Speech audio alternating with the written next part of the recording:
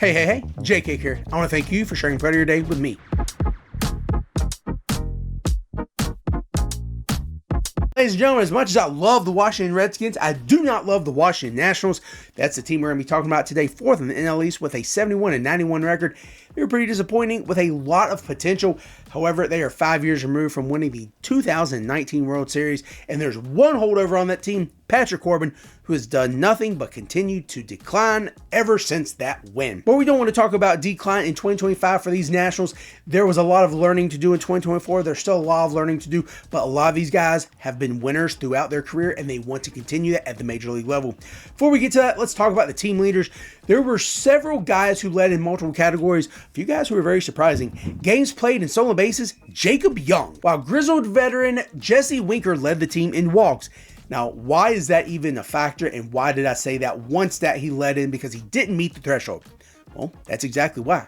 He only had 315 at-bats for this team and had 53 walks, whereas the next closest, C.J. Abrams, had 40 walks in 541 at-bats. Now, I'm not saying he's going to win you the league, but if you do have a category of walks or on-base percentage, Jesse Winker could be a golden ticket to do better. Now let's get back to the other stats that C.J. Abrams did lead in. Abrams did lead the team in at-bats, runs, doubles, triples, home runs, total bases, and strikeouts, while Luis Garcia Jr. led the team in hits, RBIs, and all the percentages. Now, C.J. Abrams absolutely had a mental lapse late in the season last year. He was demoted before the end of the season because he put pleasure in front of professionalism. Abrams is only 24 years old, so he has a lot of baseball in front of him, but he needs to get his head on right. Do I think this is the biggest issue in the world? No. Do I think he's the only person to have ever done this? Absolutely not. Go back and look at the Max McGee first Super Bowl story, how he stayed out the whole night before and was not ready to play the game. Back to C.J. Abrams. He has a lot of talent. He can hit home runs. He can steal bases. He can strike out, and he fails to walk at any high rate.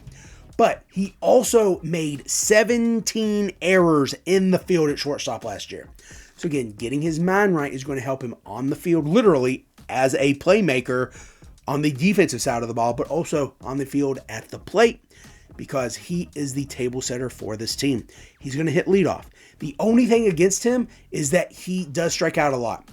Now, if he starts to bat lower in the lineup, as in ninth, is where they want to flip the lineup, which I think is a terrible idea, he's going to get less at-bats. There are a few guys that might hit a little better than him, leadoff-wise, that have a little bit of speed that they can do more with, but C.J. Abrams is the man. I believe in him. He's on several of my fantasy teams, and I'm going to continue to believe in him. But it's all between the ears. I think he'll be able to get back on track. He's reported spring training with 10 plus pounds of muscle. Let's see some more home runs, baby, and some more stolen bases. You only had 31 last year, despite 47 in 2023, and every chance in the world to steal more bases. So, come on, man. Are you selling out on stolen bases? Don't do that. Don't do it. For my sake, don't do that. Another young guy I want to talk about is not actually all that young. Luis Garcia Jr. has been with the team for 5 years. Can you believe that? Before this past 2024, he really wasn't all that sexy. He didn't have the best numbers. Didn't have anything that stood out to you that made you think, oh, I really want that guy on my fantasy team. But 2024, he had 22 home runs. He had 14 stolen bases. He was batting .282. Holy cow. Now, those numbers are pretty good, especially for a second baseman who really hadn't done much of anything before this. But something to look at is the fact that he increased his batting average, on-base percentage, slugging percentage, and on-base plus slugging, all by at least double digits. So at least 10 points in each one, upwards to 40 points in some. So I really do think Luis Garcia is going to be someone to look at and target mid to late, because second is not super deep, but I don't know if Garcia is going to be a number one guy. He could be a second infielder or maybe utility player, but who knows? I could be wrong, only because Garcia could take a step forward along with C.J. Abrams, along with some of the new guys they brought in. And I'm super excited to talk about some of them because, oh man, Nate Lowe's my boy. But let's not get too ahead of ourselves. We have some other guys to talk about. Those guys we need to talk about include the 3 Fangraphs projected outfielders of Jacob Young, Dylan Cruz, and James Wood. All of these guys are absolutely speedsters. All of them are going to be in the outfield catching fly balls. Again, I don't think a single fly ball is going to hit the outfield for this Washington Nationals team. They're going to have the best pop fly rate of any team. I don't even know if that's a thing. But if there's a pitcher that has contact and it's a fly ball contact type of pitcher, you could have a no-hitter out of this Washington Nationals rotation. Now, don't quote me on that. But I'm excited to still talk about Jacob Young. I'm excited to talk about Dylan Cruz. I'm really excited to talk about James Woods. All of these guys are going to be young and create one of the youngest outfields in all of baseball, probably right up there with the Milwaukee Brewers. What really helps the Milwaukee Brewers outfield is the fact that Jackson Chourio is only 21, youngest player in the whole major league level. Despite the lack of experience, I do think these three guys are going to be tearing it up in the outfield, running all over the place. Again, seriously, not letting a lot of balls hit the ground because they're going to be able to get to them very quickly if they read it correctly off the bat. At the plate, I think they're all going to be contribute in their own ways, but some more than others. The first person we're going to talk about is Jacob Young. This man is fast. Led the team with 33 stolen bases, and he's a one-trick pony. He was able to bat 250. It did come down from about 280 sometime in the middle of the year, but yeah, not a whole lot of power, especially if he's going to be hitting at the top of the lineup. Dude, just get on base, put yourself in scoring position so the other guys can bring you around. Next guy we're talking about is Dylan Cruz. Now, he was only up for a cup of coffee at the end of 2024. Didn't hit a whole lot. He was only hitting 218. But here's the kicker. Compared to Jacob Young, in 150 games, he was able to have 3 home runs, 1 triple, and 30 walks. Dylan Cruz in 31 games was able to have 3 home runs, 1 triple, and 11 walks.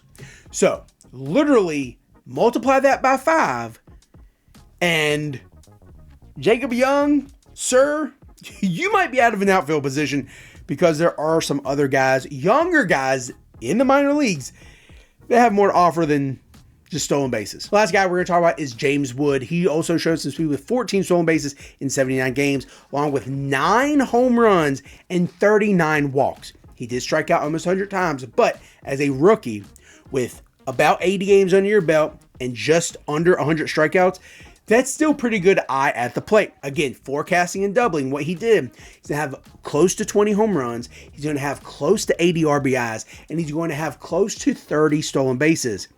Along with Cruz, along with the potential of Jacob Young putting himself with stolen bases in scoring position, that's going to set the table even more for my boy, Nate Lowe. As much as I want to keep talking about potential for this team, there is a little detour we have to take, as Keeper Ruiz absolutely took a step back in literally every single thing last year. Played in less games, hit less home runs, less RBIs, walks, everything. Just the only thing he did well was continue his trend of great discipline at the plate. In 2022, he had 50 strikeouts over 398 at-bats, whereas 2023, he had 58 strikeouts and over 523 at-bats, while in 2024, he had 54 strikeouts and 459 at-bats. So he absolutely has patience at the plate and is able to decipher what's a good pitch, what's a bad pitch, and not look silly with a swing that's not going to make sense. So if Ruiz can increase his batting average back from the 230 it was at in 2024, back up to the 250, 260 it was at, continue to limit his strikeouts and maybe hit a few more home runs, getting some of these guys who are clearly going to get on base, who are clearly going to steal bases, who are clearly going to put themselves in scoring position. If he can take advantage of that, he could be a top 10 catcher, still being in his early 20s. Well, early to mid 20s. Moving to the pitching, there's only 2 names we need to know. Mackenzie Gore led the team in strikeouts and ERA, while Jake Irvin led the team in everything else. The holds leader was Hunter Harvey, and the saves leader was Kyle Finnegan. Before we talk about any other pitcher, let's talk about Patrick Corbin. He's currently not on the team, but I'm sure he's going to be signed with someone at some point in time.